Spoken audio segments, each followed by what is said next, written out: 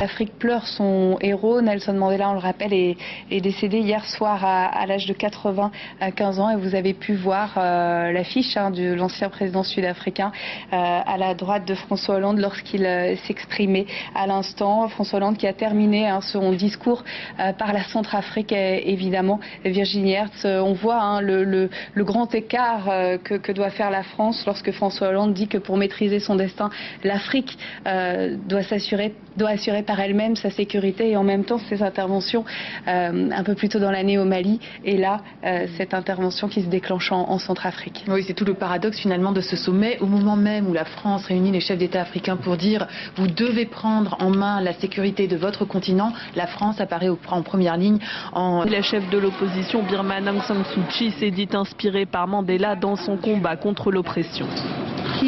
Il nous a permis de tous comprendre que personne ne devrait être pénalisé par la couleur de sa peau ou par sa naissance.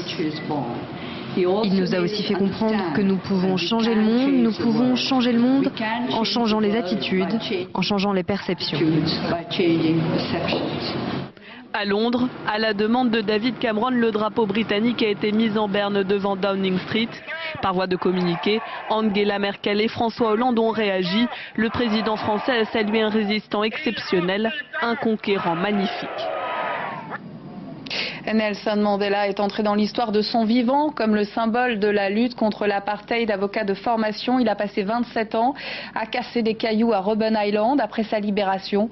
En 90, il a travaillé à la transition vers un État démocratique et multiracial. Il devenait en 94 le premier président noir démocratiquement élu d'Afrique du Sud. Retour sur un parcours à valeur d'exemple. Né ici dans l'ancienne province du Transkei le 18 juillet 1918, tout destinait le jeune Nelson Mandela à devenir chef de tribu comme son père. Mais le jeune homme opte pour des études de droit et un engagement politique au sein du Congrès national africain, l'ANC, auquel il adhère en 1944. 4 ans plus tard, l'apartheid est introduit. Mandela et l'ANC résistent. Arrêté et jugé pour trahison en 1956, il est acquitté en 1961. Entre-temps, il épouse en second mariage une camarade militante, Winnie. Après le massacre de Sharpeville en 1960, où la police sud-africaine tue 69 manifestants, Mandela abandonne la stratégie non violente de l'ANC et fonde une branche militaire, Umkhonto we Sizwe. En 1962, alors numéro 2 de l'ANC, il est arrêté avec toute la direction.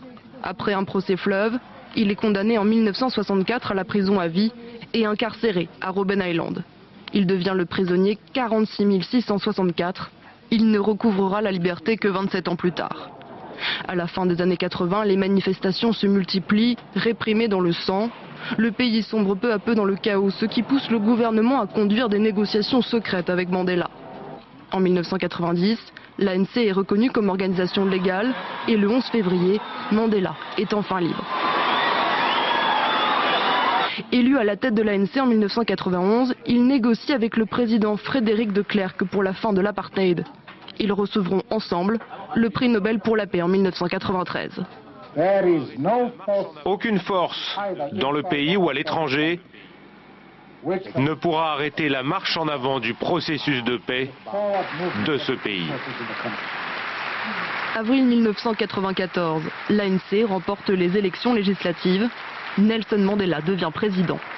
Pour la première fois dans l'histoire du pays, les Noirs sud-africains ont pu voter. L'apartheid est définitivement aboli. Je suis là devant vous, plein de fierté et de joie. Fierté face à des gens simples et humbles. Vous avez montré une détermination si calme, si patiente, à reconquérir ce pays comme le vôtre. De joie, parce que nous pouvons proclamer sur tous les toits, libre, enfin. Mandela quitte la scène politique en 1999, mais continue son combat pour la paix et la justice. Il s'oppose à l'invasion de l'Irak en 2003, s'engage contre la pauvreté en Afrique et contre le sida.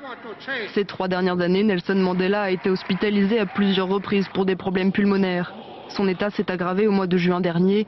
Il a été transféré dans une clinique de Pretoria où il est resté 3 mois. Les Sud-Africains se sont alors préparés à lui dire adieu.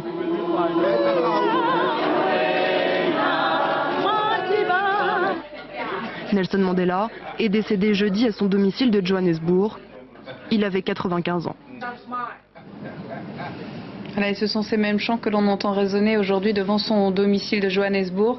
Anne Dissès nous a rejoint pour commenter la disparition de Nelson Mandela. Vous avez été de ces témoins qui ont vu l'histoire en marche, correspondante de RFI de 93 à 2005.